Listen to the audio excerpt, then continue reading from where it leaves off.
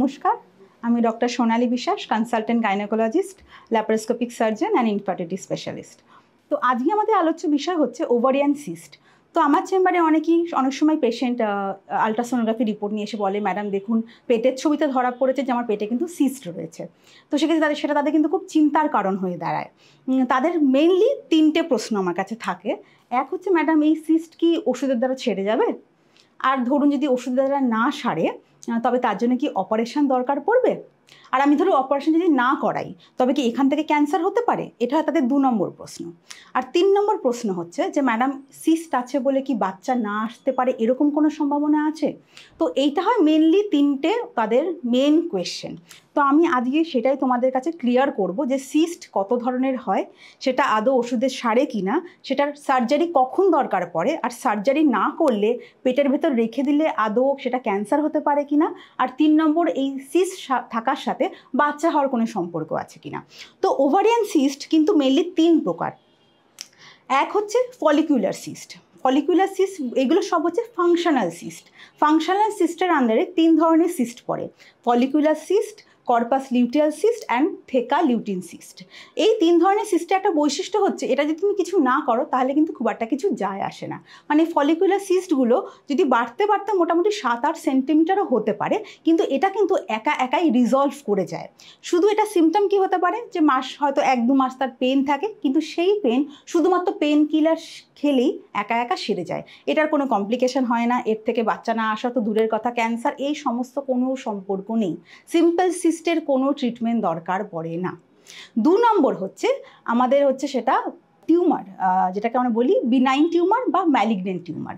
এবার benign tumour কিন্তু size কীরকম তার উপর নির্ভর করে, আর কি ধরনের ক্যাটাগরির টিউমার তার উপর কিন্তু চিকিৎসা তোমার নির্ভর করবে। বিনাইন টিউমার যদি সাইজ ধরো 7 থেকে 8 সেন্টিমিটারের বড় হয়ে যায়, সেক্ষেত্রে এই সিস্টগুলোর সমস্যা কি, এটা নিজের ওপরে নিজে পাক খেয়ে যায়, যেটাকে আমরা বলি টর্শন।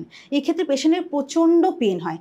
তো শুধুমাত্র এই পেনের জন্য কিন্তু আমরা এই সিস্টের অপারেশন করে দিতে বলি। আর এই সিস্টের মধ্যে সবথেকে কমন যেটা পেশেন্ট নিয়ে আসে, এটা হচ্ছে ডার্ময়েড সিস্ট। এই সিস্টগুলোর মধ্যে চুল, নখ, অনেক ধরনের ফ্যাট, এই সমস্ত কিন্তু বস্তু থাকে। তাই এইটা কিন্তু পেটের ভেতর রেখে দিলে কখনোই ক্যান্সার হয় না, বা সেটা হলে তার চান্স খুবই কম। কিন্তু এইটা কিন্তু পেটের মধ্যে না রেখে দেওয়াই ভালো, অপারেশন করে নাও, কারণ এখান থেকে টর্শন হলে সেটা খালি ইমার্জেন্সিতে চলে যাবে। এবার 3 নম্বর হচ্ছে তোমাদের ম্যালিগনেন্ট সিস্ট, মানে যেটাকে আমরা সহজা কথায় বলি ক্যান্সার। তো ক্যান্সার যে সিস্টগুলোতে থাকে সেগুলো মোটামুটি প্রেজেন্ট করে ধরো 40, 50, 60 বছর এই সমস্ত মহিলাদের ক্ষেত্রে। আর তাদের মেন যেটা কমপ্লেন থাকে যে ম্যাডাম কোনো সমস্যাই কখনো ছিল না, হঠাৎ করেই দেখছি পেটটা একদম ফুলে ফেপে উঠছে, খিদেতে এরকম পাচ্ছে না, সবাই বলছে দেখ তো মনে হয় পেটে বাচ্চা আছে কিনা, পেটটা এত মোটা কেন লাগছে, পেটটা খুব ঢক করছে। তো এই সমস্ত যখনই সিমটম তোমরা দেখবে অবশ্যই পেটের ছবি করাবে। আর পেটের ছবিতে আমরা অনেক সময় দেখি কিন্তু ক্যান্সার জাতীয় মাস ধরা পড়ে। আর তার ট্রিটমেন্ট কি হবে? তার ট্রিটমেন্ট কিন্তু কখনোই লোকাল কোনো ডাক্তার করবেন না, সবসময় গাইনি অঙ্কোলজিস্টের হেল্প তোমরা নাও, সেটা তোমাদের ডাক্তারাই তোমাদেরকে বলে দেবে। এবার কয়েকটা অন্য সিস্টের কথা তোমাদের বলি। একটা হচ্ছে পলিসিস্টিক ওভারিয়ান ডিজিজ, মানে সিস্টিক চেঞ্জেস ইন ওভারি। এইটা নিয়ে প্রচুর পেশেন্ট আসে যে ম্যাডাম দেখুন বলছে অনেক সিস্ট রয়েছে। পলিসিস্টিক মানে হচ্ছে যে সিস্টের মতো ছোট ছোট অংশ, কিন্তু এইগুলো আদতেও সিস্ট নয়।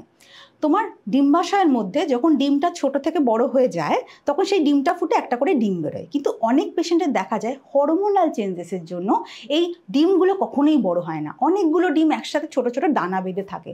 তাই এগুলোকে দেখতে মনে হয় যে ছোট ছোট জল ভরা প্রচুর সিস্ট রয়েছে, যেটাকে পলিসিস্টিক ডিজিজ বলে। এই সব ডিজিজের ক্ষেত্রে তোমাদের ওভারির সাইজ যতই বড় হয়ে যাক না কেন তার জন্য কখনোই সার্জারি লাগে না।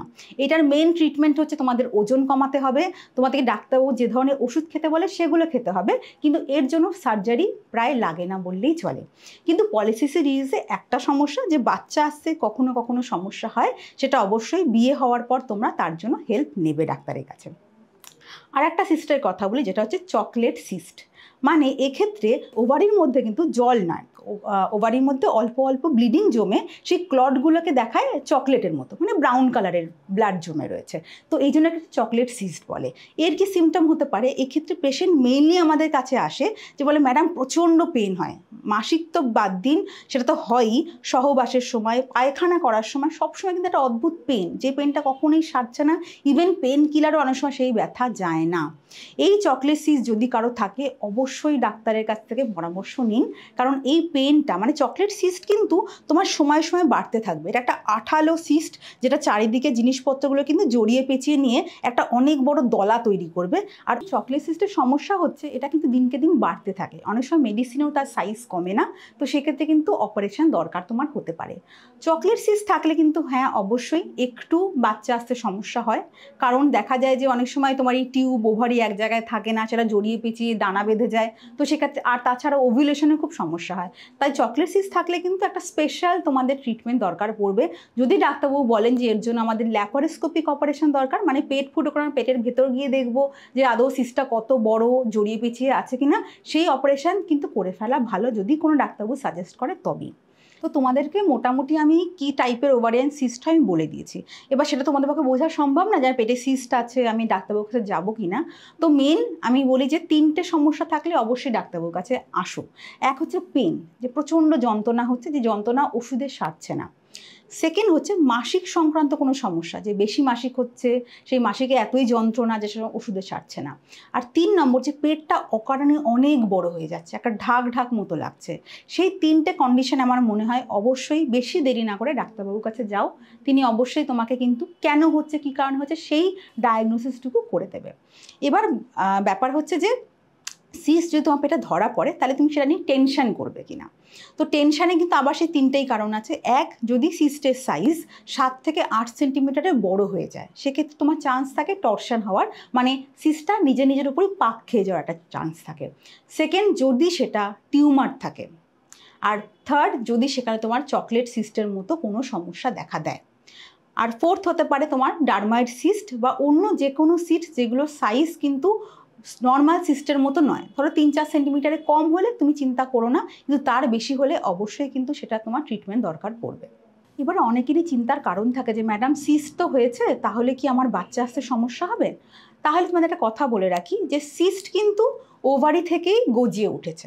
এবার ওভারির তোমার কাজ হচ্ছে প্রত্যেক মাসে একটা করে ডিম তৈরি করা, যেই ডিমের সাথে স্পার্ম মিলেই তোমার শরীরে বাচ্চা তৈরি হবে। তো ডিম্বাশয়টাকে অক্ষত রাখা খুব ইম্পর্টেন্ট, স্পেশালি যাদের ধরো বিয়ে হয়নি, বাচ্চা হয়নি, এই সব পেশেন্টরা যখন আমার কাছে আসে বড় বড় সিস্ট নিয়ে, তখন আমার একটাই টার্গেট থাকে, এক, পেট কেটে নয়, পেট ফুটো করে অপারেশন করা। কারণ পেট কাটলে অনেক সময় চারিদিকে নাড়ি ভুড়ি জমে একটা জড়িয়ে অন্যরকম সমস্যা, যেটা পেট ফুটো করলে অনেকটা কম হয়। আর দ্বিতীয় হচ্ছে, কখনোই আমি চাইব না ডিম্বাশয়টা বাদ যাক, শুধুমাত্র সিস্টটা কেটে বাদ যাবে, যেটাকে আমরা বলি সিস্টেক্টমি। আর সেটা যতটা সেফভাবে করা যায় করতে হবে। আর এই সমস্ত সিস্ট যদি এত কম বয়সে পেটের ভেতর রাখো, অনেক সময় দেখা যায় যদি জড়িয়ে পেঁচিয়ে টর্শন হয়, সেই সিস্টের সাথে তোমার এই ওভারি মানে ডিম্বাশয়টা কিন্তু গোটাটা পচে যায়। তো একদম ওয়েট করবে না যে সিস্ট ঠিক আছে ওষুধ মেরে গলে যাবে। অনেক পেশেন্টই থাকে যারা ভাবে যে আর কটা দিন ওয়েট করি, ওষুধ খেলে হয়তো গলে যেতে পারে, কিন্তু যে সিস্ট গলবে না, ডাক্তারবাবু তোমাকে বলে দিয়েছে যে এই সিস্ট যত ওষুধ খাও গলবে না, সেই সিস্ট কিন্তু 70 অপারেশন করে নেবে। ইনফার্টিলিটির জন্য আর একটা সিস্ট খুব দায়ী, সেটা হচ্ছে কিন্তু চকলেট সিস্ট, মানে তোমার ওভারির ভেতরে তোমার ব্লিডিং হচ্ছে, যার জন্য পুরো জায়গাটা চটচটে হয়ে যাচ্ছে, পাশের টিউব কখনো মলদার সব কিছুর সাথে আটকে যাচ্ছে। এই সব সিস্টের সমস্যা হচ্ছে এদের কিন্তু ওভিউলেশনে খুব প্রবলেম হয়। শুধু ওভিউলেশন নয়, ডিম্বাশয় থেকে ডিমটা যখন টিউবে যায় সেটাও কিন্তু তাদের খুব অ্যাফেক্টেড হয়। তো এইসব ক্ষেত্রে যদি তুমি দেখো যে সাইজ অনেক বড় হয়ে যাচ্ছে, প্রচণ্ড পেন, সেক্ষেত্রে কিন্তু ভয় পাওয়ার কোনো কারণ নেই। সিস্টটা অপারেশন করে বাদ দিয়ে দাও, চারিদিকটা ভালো করে সারিয়ে যদি সুস্থভাবে চলে আসতে পারো, তবে কিন্তু দেখবে নর্মালি বাচ্চা চলে আসতে পারে। অনেক ক্ষেত্রে তার জন্য কিন্তু ওভিউলেশন ইন্ডাকশন মানে ইনফার্টিলিটি স্পেশালিস্টরা তোমাদের হেল্প নিতে হতে পারে।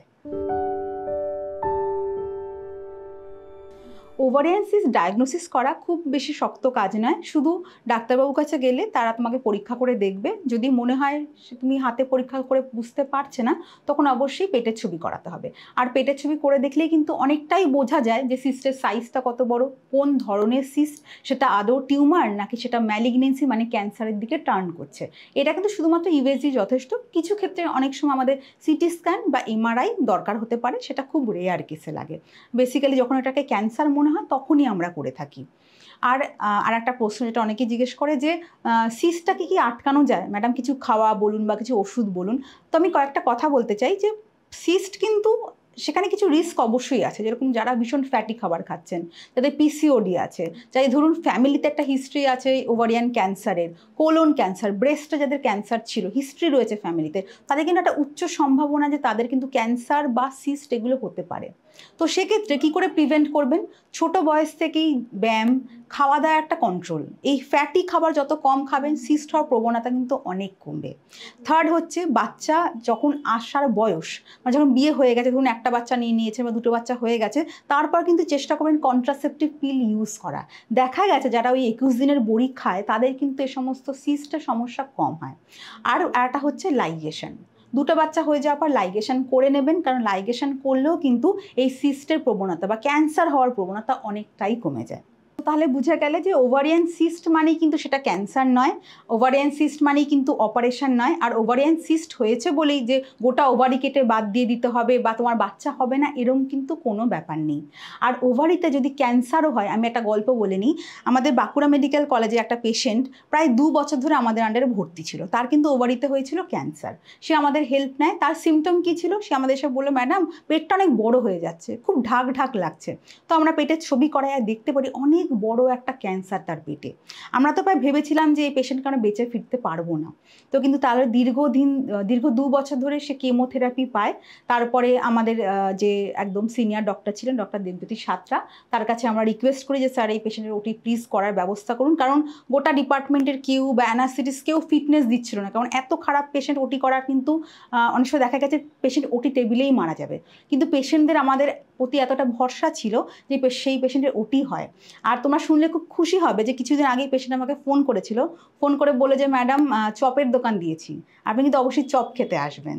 তো সেই পেশেন্ট প্রায় দীর্ঘ 2 বছরের সংঘর্ষের পর আজ নিজের একটা মানে নর্মাল জীবনে ফিরে এসছে, ক্যান্সার থেকে বেঁচে ফিরে এসছে। তাই ওভারিয়ান ক্যান্সার যত আগে ডায়াগনোসিস হবে, ট্রিটমেন্ট হবে, পেশেন্ট কিন্তু সুস্থ হয়।